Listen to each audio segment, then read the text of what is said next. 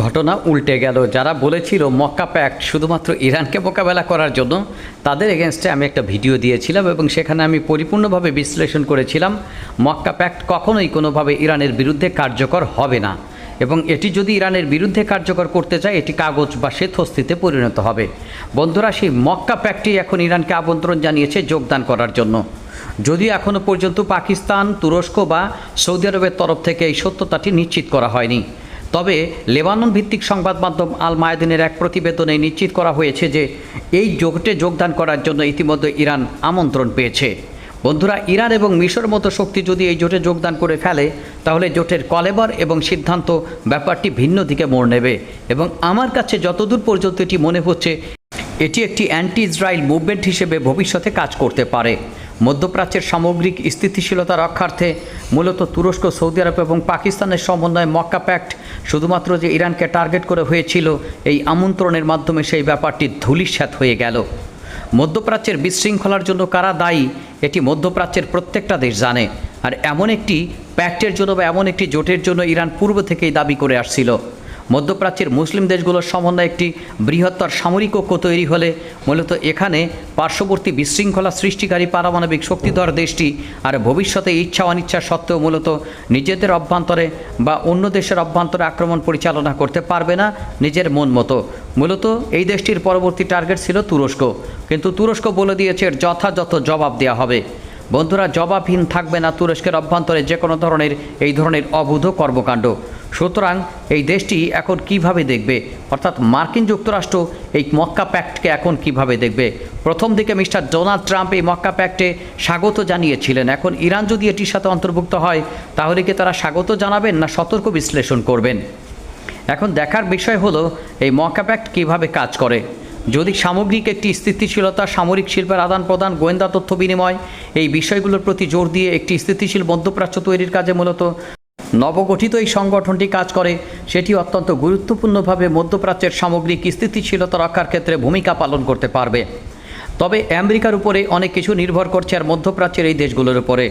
মধ্যপ্রাচ্যের দেশগুলো বিশেষ করে সৌদি আরব, সংযুক্ত আরব আমিরাত তো এই জোটে নাই, কিন্তু সৌদি আরব, বাহরাইন এবং ভবিষ্যতে যদি কাতার, কুয়েতের মতো দেশগুলোতে যোগদান করে, ইরাক থেকে শুরু করে মিশরের মতো দেশগুলো যদি এখানে যোগদান করে, ভবিষ্যতে নাকি এর কলেবর বাড়তে পারে, এবং তারা যদি মার্কিন যুক্তরাষ্ট্রের একচ্ছত্র প্রভাবকে কিছুটা হলেও প্রত্যাখ্যান করতে পারে বা না বলতে পারে, নিজেদের মতো করে সামরিক সিদ্ধান্ত নিতে পারে, তাহলে মূলত মধ্যপ্রাচ্যের মার্কিন সামরিক প্রভাব অনেকটাই কমে যাবে এক ধাক্কায়। বন্ধুরা, ইরানকে আমন্ত্রণ জানানোর মধ্য দিয়ে বর্তমান জোটটির কলেবর এবং তার উদ্দেশ্য কিন্তু বদলে গেল বা পাল্টে গেল।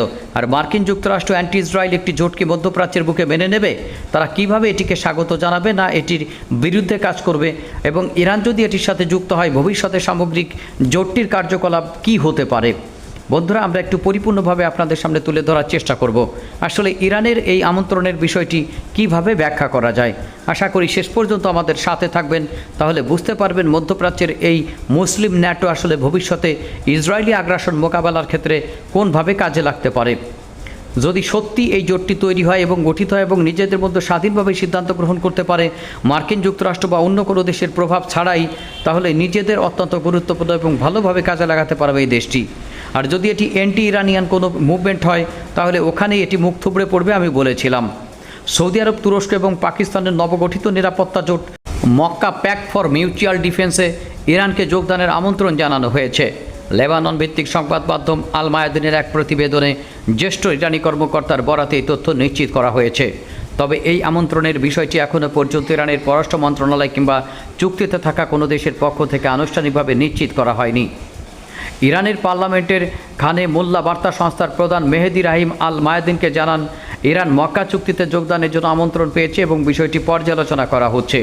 তিনি আরও বলেন, এই অঞ্চলের দেশগুলো এখন একটি আঞ্চলিক নিরাপত্তা ব্যবস্থার দিকে এগোচ্ছে, যা ইরানের জন্য একটি বিজয়, কারণ ইরান দীর্ঘদিন ধরে এই ধরনের জোটের দাবি জানিয়ে আসছিল। গত 7ই আগস্ট সৌদি যুবরাজ মোহাম্মদ বিন সালমান, তুরস্কের প্রেসিডেন্ট রিসেপ তাইপ এরদোগান এবং পাকিস্তানের প্রধানমন্ত্রী শেহবাজ শরীফ মক্কায় এক প্রতিরক্ষা চুক্তিতে স্বাক্ষর করেন। এই চুক্তির প্রধান লক্ষ্য হল পারস্পরিক প্রতিরক্ষা জোরদার করা। কোনো একটি দেশের সদস্যের উপর আক্রমণ হলে সদস্য দেশের উপর আক্রমণ হয়েছে বলে ধরে নিয়ে আক্রমণ হিসেবে গণ্য করা। তুরস্কের পররাষ্ট্রমন্ত্রী হাকান ফিদান এই মেকানিজমকে ন্যাটোর অনুচ্ছেদ 5 বা অনুচ্ছেদ 5 আর্টিকেলের সাথে তুলনা করেছেন, তবে তিনি স্পষ্ট করেছেন এই চুক্তি ইরান বা নির্দিষ্ট কোনো দেশের বিরুদ্ধে নয়। ইতিমধ্যেই সদস্য দেশগুলোর মধ্যে যৌথ সামরিক মহড়া, প্রতিরক্ষা শিল্পের আদান প্রদান, কূটনৈতিক এবং সামরিক সমন্বয়ের সাধনের জন্য বিভিন্ন ব্যবস্থা গ্রহণ করেছে। তুরস্ক ইঙ্গিত দিয়েছে যে এই জোটের পরিধি ভবিষ্যতে আরও বৃদ্ধি করা যেতে পারে। মিশরকে পরবর্তী সম্ভাব্য সদস্য হিসেবে বিবেচনা করা হচ্ছে। ইরান শুরু থেকে এই জোটের প্রতি সতর্ক কিন্তু ইতিবাচক মনোভাব প্রদর্শন করেছে। 10ই আগস্ট ইরানের পররাষ্ট্র মন্ত্রণালয়ের মুখপাত্র ইসমাইল বাঘাই জানান, এই নতুন জোট নিয়ে তেহরানের উদ্বিগ্ন হওয়ার আসলে কোনো কারণই নাই। যদি ইরানকে দেয়া এই আমন্ত্রণের সত্যতা আনুষ্ঠানিকভাবে নিশ্চিত হয়, ইরান এতে যোগ দেয়, তবে পশ্চিমা মিত্র হিসেবে পরিচিত দেশগুলোর মধ্যে গড়ে ওঠা এই জোটের ধরন সম্পূর্ণ পরিবর্তন হবে, যেটা আমি শুরুতেই আপনাদের সামনে বলেছিলাম। এই জোটের ধরন বর্তমানে যেমন আছে, এই জোটে যদি কোনোভাবে ইরান ঢুকে পড়ে, তাহলে জোটের কৌশলগত উদ্দেশ্য, জোটের ভবিষ্যৎ পরিকল্পনা এবং জোটের মূল সামরিক সমরাষ্ট্রভিত্তিক আদান প্রদান পরিপূর্ণভাবে ওলটপালট হয়ে যাবে। কারণ ইরানের পারমাণবিক এই প্রযুক্তি কি সৌদি আরব, সংযুক্ত আরব আমিরাত, সৌদি আরব, তুরস্ক এবং পাকিস্তানের সাথে তারা অ্যাকোমোডেটেড করবে? পাকিস্তান কি তার পরমাণু প্রযুক্তি অন্যদের সাথে অ্যাকোমোডেটেড করবে? ব্যাপারটা তেমন নয়। হতে পারে এয়ার ডিফেন্স সিস্টেম এবং একটি মনস্তাত্ত্বিক ফ্যাক্ট, অর্থাৎ এই 4-5টি দেশ যদি একত্রিত থাকে, নিজেদের মধ্যে সামরিক সমন্বয়ের মাধ্যমে শত্রুপক্ষ যদি কোনো একটাকে আক্রমণ পরিচালনা করে, তাহলে অনেক সুযোগ থাকবে নিজেদের মধ্যে সামরিক সমন্বয়ের মাধ্যমে প্রতিপক্ষকে চেপে ধরার। আমার কাছে মনে হচ্ছে ইরানকে আমন্ত্রণ জানানোর উদ্দেশ্যই হচ্ছে মধ্যপ্রাচ্যে যেন মার্কিন যুক্তরাষ্ট্রকে একটা মেসেজ দেয়া যে তোমার মধ্যপ্রাচ্যের যে উল্টোঘুল্লো একটা যুদ্ধনীতি পরিচালিত হচ্ছে, এখান থেকে সরে আসো। বন্ধুরা, আর একটা মেসেজ থাকবে ইসরায়েলের প্রতি, মনে হইলেই অন্য দেশে বোমা হামলা বা বিমান হামলা চালিয়ে চলে আসো, এখন থেকে সেই আশা ছাড়ো। বন্ধুরা, তুরস্কের অভ্যন্তরে যখন ইসরায়েলি হুমকি দৃশ্যমান হয়েছে, তখনই সম্ভবত তুরস্ক এবং পাকিস্তানের ব্যাপারে গুরুত্বপূর্ণ ভূমিকা পালন করেছে। অর্থাৎ তুরস্কের অভ্যন্তরে সিরিয়ার যে ঘাঁটি, সিরিয়ার একটি বিমান ঘাঁটি, তুরস্ক সেখানে বিমান এবং সমরাস্ত্র বা আকাশ প্রতিরক্ষা ব্যবস্থা মোতায়েন করতে যাচ্ছিল। ঠিক তখনই সেই ঘাঁটিতে তুরস্ক আসার পূর্বেই আক্রমণ পরিচালনা করে ইসরায়েল। তুরস্ক সেটি ভালোভাবে গ্রহণ করেনি। তাই তুরস্ক বুঝতে পারে যে মধ্যপ্রাচ্যের এই দেশটির বিশৃঙ্খলাকারী সৃষ্টিকারী এই দেশটির এবারের টার্গেট হচ্ছে অ্যাকচুয়ালি তুরস্ক। এখন ইরান তাদের আপাতত টার্গেটে নাই, কারণ ইরানের সাথে যুদ্ধ করতে গিয়ে তাদের যে ধরনের অবস্থা তৈরি হয়েছে, মার্কিন যুক্তরাষ্ট্রের সমর্থন ছাড়া তো এখানে আর পরবর্তীতে তাদের যুদ্ধ করার কোনো অপশনই নাই। আর মার্কিন যুক্তরাষ্ট্র এই যুদ্ধে জড়িয়েছে, একবার ভুল করেছে, দ্বিতীয়বার তাদের সমর্থন দিয়ে কোনোভাবেই আর ভুল করবে না, এটি মোটামুটি গ্যারান্টি দিয়ে বলে দেওয়া যায়। তাই এখন তাদের নতুন শত্রু খুঁজতে হবে।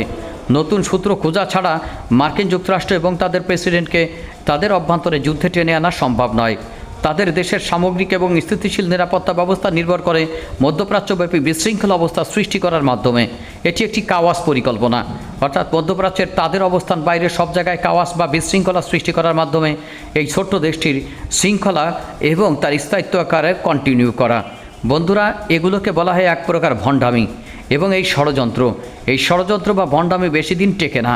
সময়ের সাথে সাথে এই ষড়যন্ত্র কোনো না কোনোভাবে অবশ্যই বাধাপ্রাপ্ত হবে এবং মূল উদ্দেশ্য বা কৌশলগত ষড়যন্ত্রগুলো পরাস্ত হবে।